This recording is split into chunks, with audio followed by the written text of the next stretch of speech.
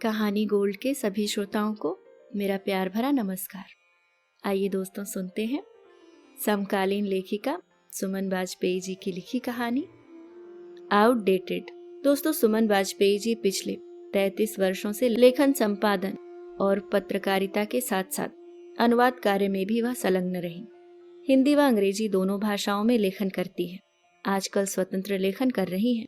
उनकी रचनाएं विभिन्न साहित्यिक पत्र पत्रिकाओं और साझा कथा संग्रहों में प्रकाशित रही हैं। तो आइए सुनते हैं उन्हीं की लिखी कहानी आउटडेटेड।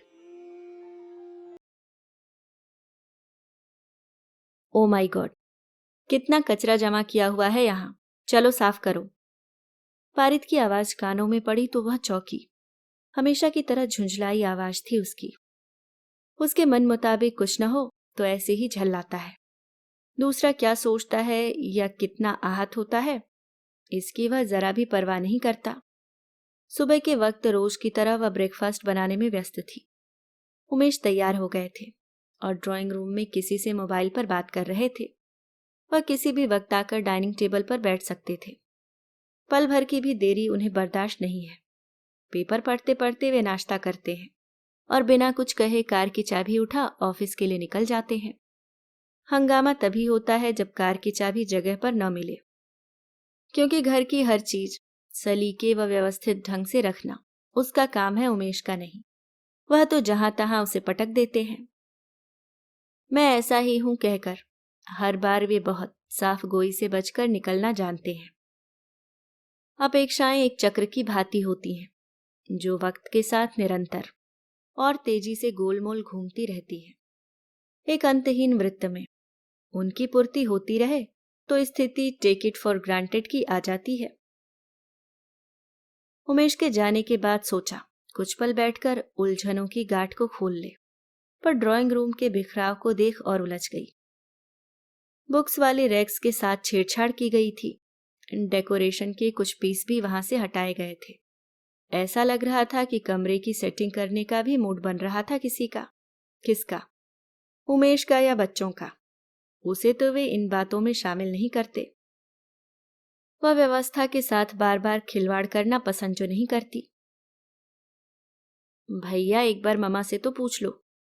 इस बार अंकिता का स्वर कानों से टकराया। ये दोनों भाई बहन उसके बेडरूम में क्या कर रहे हैं? वहां जाने की कोई मनाही नहीं है, पर वे कभी जाते ही नहीं हैं। सबको अपने अपने कमरे में बैठे रहने की आदत है।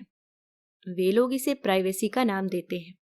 जो बात करनी है सब ड्राइंग रूम में बैठकर करें। ऐसी हिदायत उमेश की भी है।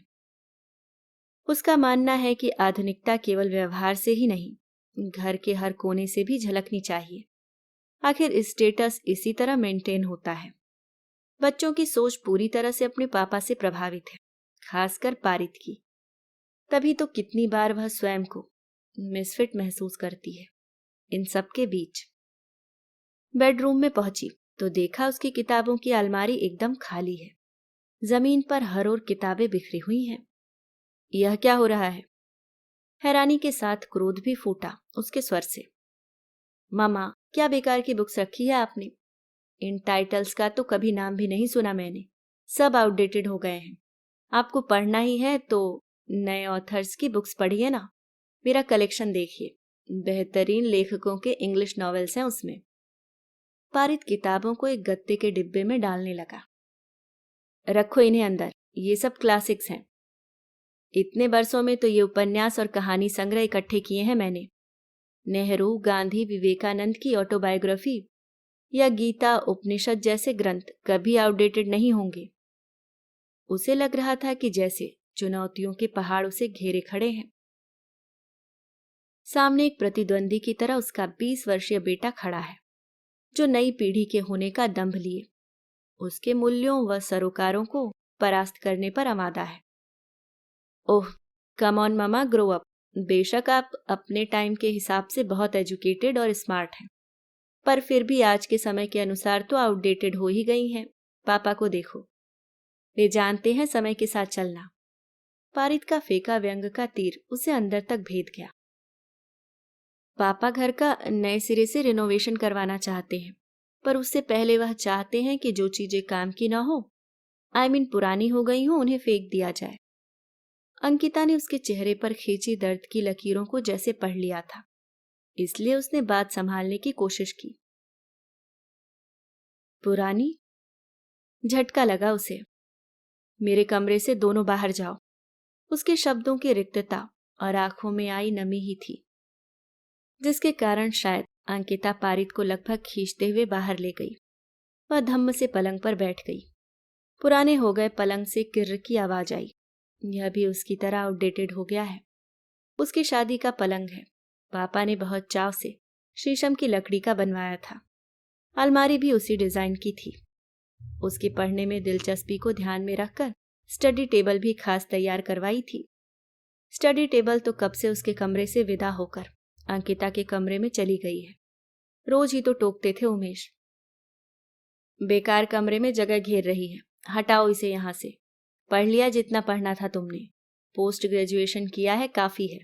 यहां मैं कंप्यूटर टेबल रख लूंगा, लैपटॉप पर हमेशा काम नहीं होता।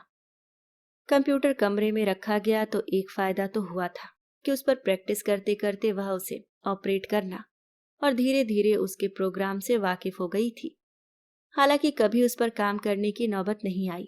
कभी उमेश के काम में मदद करनी चाहिए तो तटस्थता से यह कहकर कि तुम पावर पॉइंट के बारे में क्या जानो, उसकी क्षमताओं पर प्रश्न चिन्ह लगा दिया जाता। जबकि वह प्रेजेंटेशन तैयार कर सकती थी और मैटर कंपोज भी कर सकती थी।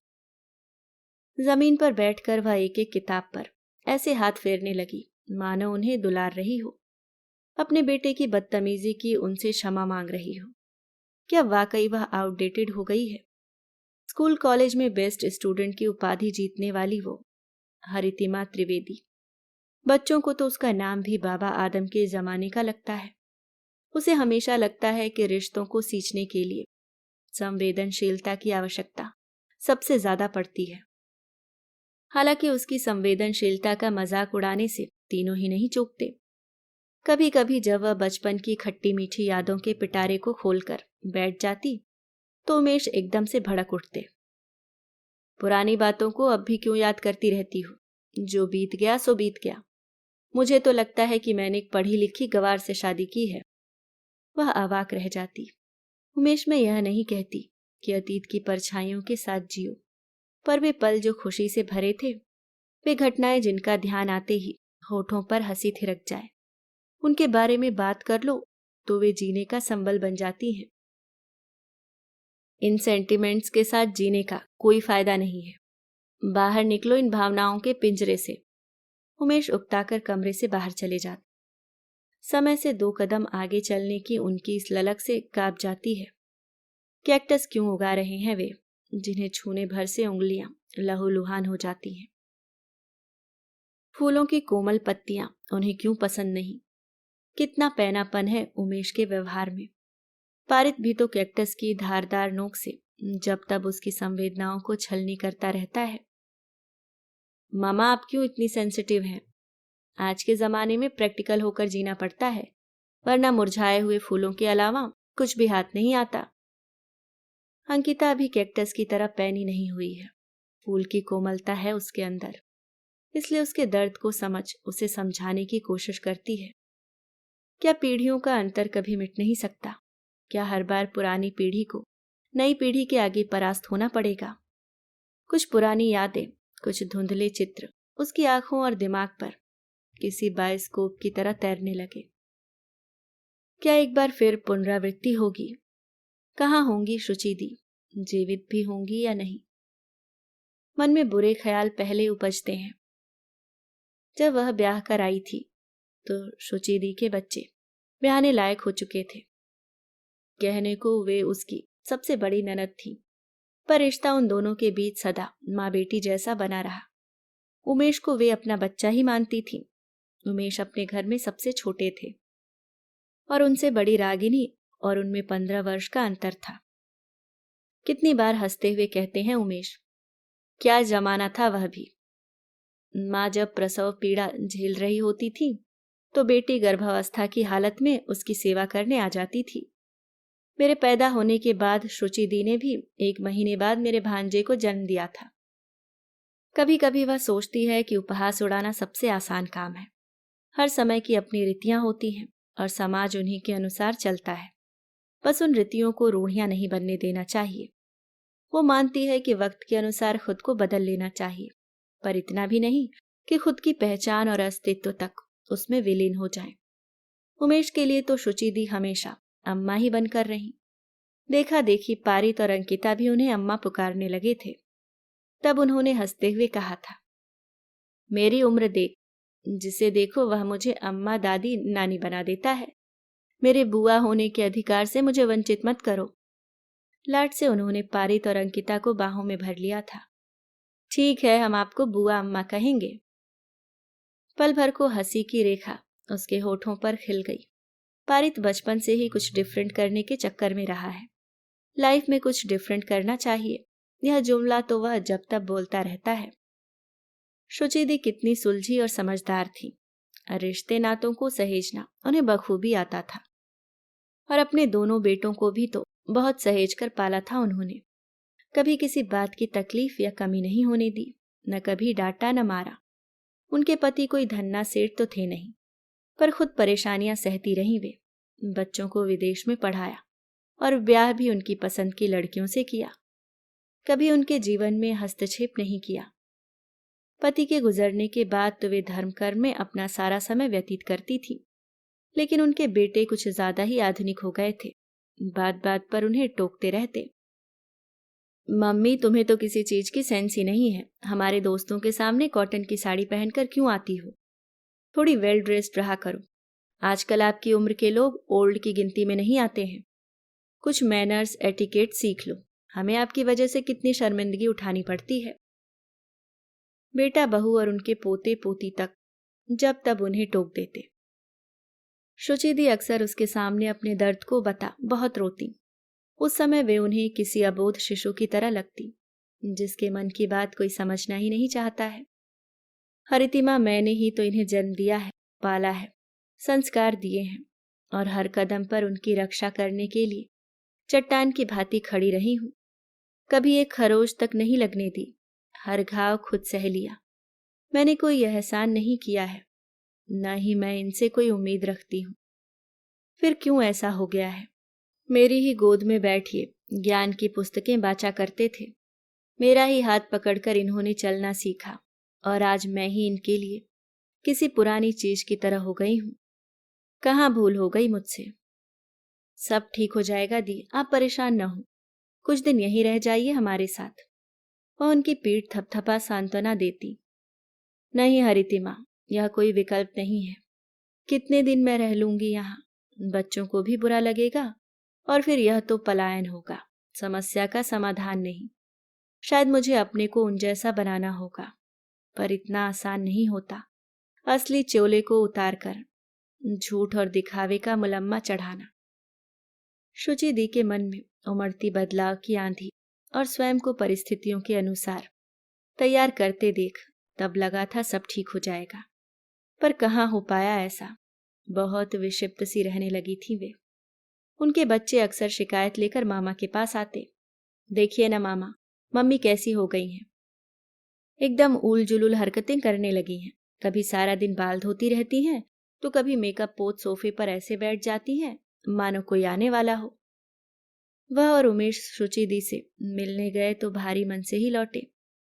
अपने बेटों के अनुसार बदलने के प्रयास में वे अपना आत्मविश्वास खोने लगी थी। डिप्रेशन का शिकार हो गई थी। बिना नींद की गोली लिए सो ही नहीं पाती थी। उस दिन सुबह उनका फोन आया था। हरितिमा, अब तो मेरे बेटे परायों के सामने भी मेरी बेइज्जती करने लगे हैं। कहते हैं मैं पागल हो गई। चल, मैं तुझसे बाद में बात करती हूँ। बहू देखेगी तो चिल्लाएगी। अभी मंदिर के लिए निकल रही हूं मैं। उस दिन शुचि दी जो निकली तो फिर लौटी ही नहीं।